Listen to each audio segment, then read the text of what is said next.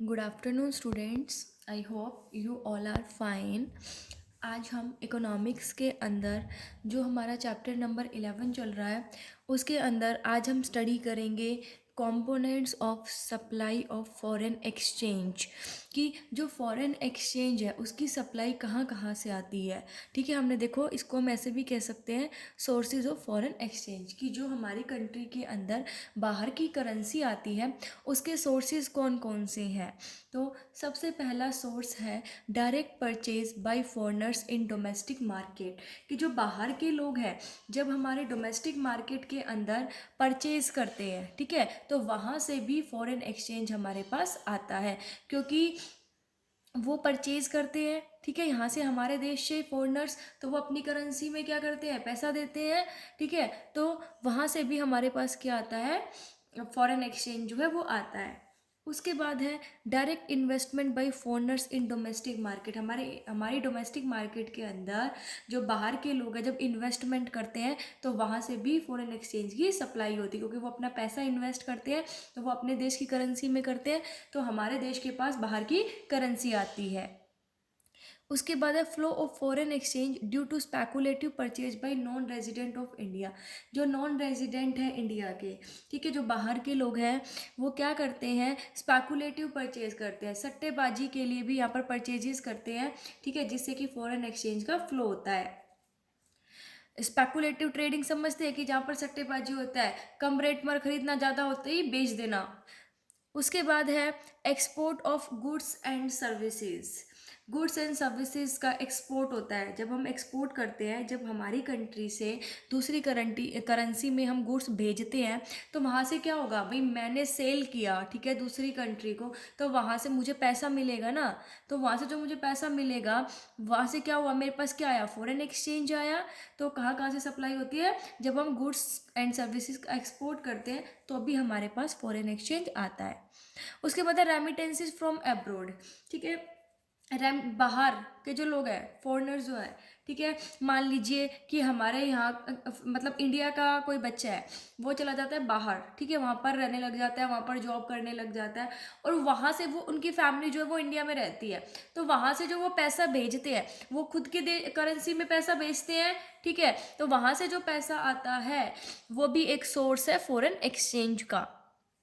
उसके बाद है फॉरेन टूरिज्म फ्रॉम अब्रॉड, बाहर से जो फॉरेनर्स हमारे देश के अंदर घूमने आते हैं, ठीक है, तो वहाँ से भी क्या आता है भाई, वो भी आएंगे, घूमेंगे, खरीदेंगे, तो वो क्या करते हैं, वो अपने देश, क्योंकि वो यहाँ पर आके अपनी करेंसी को क्या करवाते हैं, चेंज करवाते हैं, है ना, तो आते तो वहाँ की करेंसी है, मतलब उन्हीं की करेंसी आती है हमारे पास, तो ये सोर्सेज है फॉरेन एक्सचेंज के, कि फॉरेनर्स अगर हमारी डोमेस्टिक मार्केट में कुछ परचेज करते हैं वहाँ से भी फॉरेन एक्सचेंज आता है, कोई इन्वेस्टमेंट करते हैं वहाँ से भी आता है, स्पेकुलेटिव परचेज करते हैं तो भी आता है, एक्सपोर्ट करते हैं हम तो भी आता है हमारे पास फॉरेन एक्सचेंज, बाहर कोई है और उसकी फैमिली इंडिया में है, ठीक है, तो वहाँ से वो पैसे जो भेजते हैं तो वो भी वहाँ से भी, वो भी एक सोर्स है फॉरेन एक्सचेंज का। उसके बाद फॉरेन टूरिज्म फ्रॉम अब्रॉड, बाहर से जो लोग घूमने आते हैं हमारे यहाँ पर, उससे भी फॉरेन एक्सचेंज की सप्लाई होती है।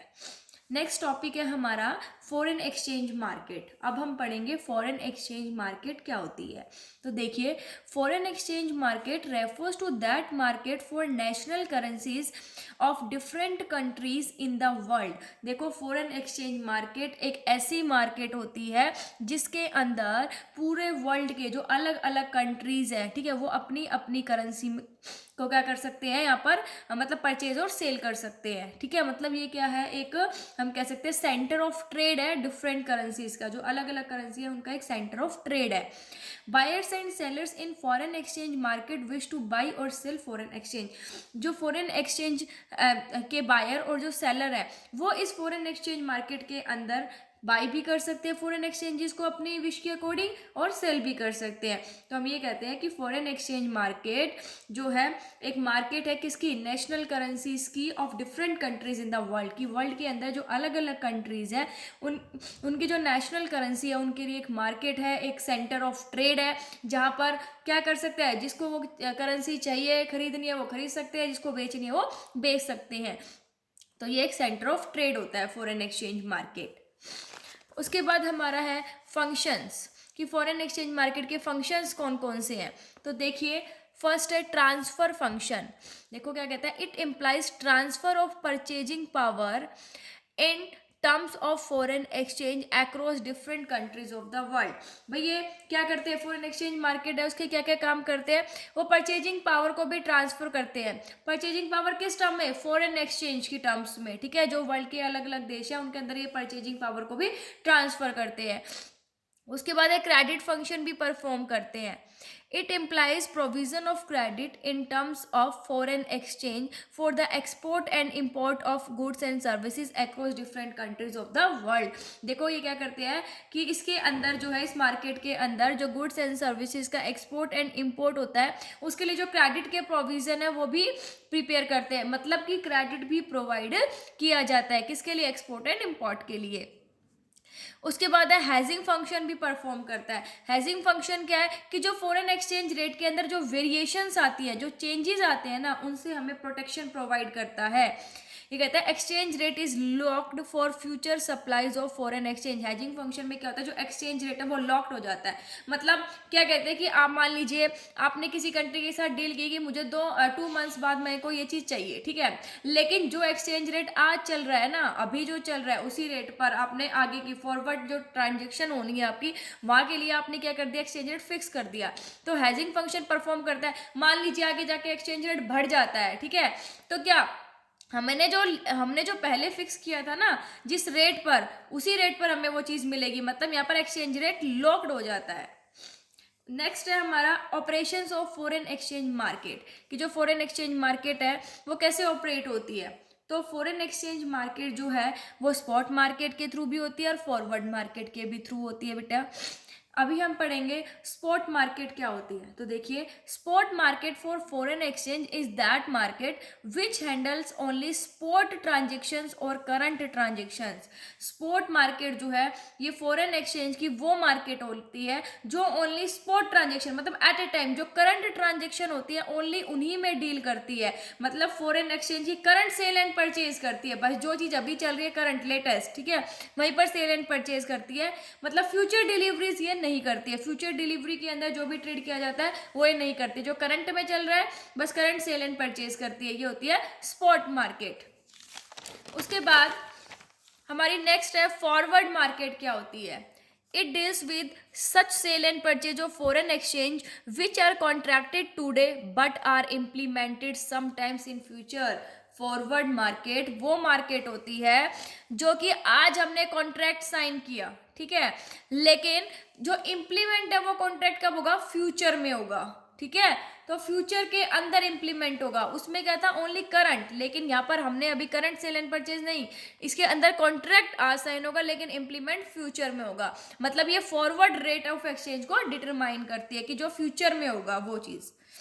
फिर कहते हैं फॉरवर्ड ट्रांजेक्शन हम क्यों करते हैं कि भाई आज कॉन्ट्रैक्ट कर रहे हैं और इंप्लीमेंट फ्यूचर में, ऐसा क्यों करते हैं, ताकि एक्सचेंज रेट के अंदर जो भी एडवर्स चेंजेज हो उनसे बचा जा सके। मान लीजिए कि आज जो है, आज 60 रुपीज़ के बदले में $1 है, ठीक है, $1 की वैल्यू है 60 रुपीज़। तो आज मैंने ये क्या कर लिया, कि कॉन्ट्रैक्ट साइन कर लिया कि इसी रेट पर मुझे इन फ्यूचर चाहे क्या हो, चाहे अब इन फ्यूचर मान लीजिए कि अब $1 की वैल्यू 70 रुपीज़ होगी तो हमें तो ज़्यादा रुपए देने पड़ेंगे, लेकिन बस इससे ये फ़ायदा हो जाता है कि जो हमने पहले कॉन्ट्रैक्ट साइन कर लिया ना जिस रेट ऑफ एक्सचेंज पे, उसी पर ही वो हमें सामान आगे मिलेगा। तो जो एडवर्स चेंज होते हैं एक्सचेंज रेट में उसको अवॉइड करने के लिए, और स्पेकुलेटिव गेन के लिए भी फॉरवर्ड ट्रांजेक्शन की जाती है। किसी को लगता है कि आज क्या है, एक्सचेंज रेट जो है कम है, ठीक है, फ्यूचर जो है वो ज़्यादा हो जाएगा, तो स्पेकुलेटिव गेन के लिए वो क्या करेंगे, कम में खरीद के ज्यादा में बेच देंगे, ठीक है। तो इसके लिए भी क्या किया जाता है, जो फॉरवर्ड ट्रांजेक्शन है की जाती है। उसके बाद फॉरवर्ड ट्रांजेक्शन्स क्या होती है भाई, फॉरवर्ड ट्रांजेक्शन बताया अभी कि जो साइन आज होती है लेकिन इंप्लीमेंट कब होगी, फ्यूचर डेट पर होगी, उसे हम फॉरवर्ड ट्रांजेक्शन्स कहते हैं। फिर है स्पॉट एक्सचेंज रेट क्या होता है। स्पॉट एक्सचेंज रेट वो एक्सचेंज रेट होता है जो कि उस टाइम पर चल रहा होता है जिस टाइम पर ट्रांजेक्शन की जाती है, ठीक है, जो हमने बताया था कि करंट ट्रांजेक्शन जो करते हैं, तो उस टाइम पर जो एक्सचेंज रेट चल रहा होता है उसे हम स्पॉट एक्सचेंज रेट कहते हैं। उसके बाद है फॉरवर्ड एक्सचेंज रेट क्या होता है, वो रेट ऑफ एक्सचेंज जहां पर फॉरवर्ड ट्रांजेक्शन्स होंगी, ठीक है। ये कॉन्ट्रैक्ट होता है जो कि साइन आज किया जाता है लेकिन एप्लीकेबल फ्यूचर में होता है, ठीक है। ऑनर्ड कब होता है? फ्यूचर में होता है। तो फॉरवर्ड एक्सचेंज रेट कौन सा होगा? कि वो रेट जिस पर फॉरवर्ड ट्रांजेक्शन होंगी, ठीक है। तो ये आज हमने स्टडी किया, ये चैप्टर हमारा यहाँ पर फिनिश होता है। Thank you, stay safe, stay home, thank you.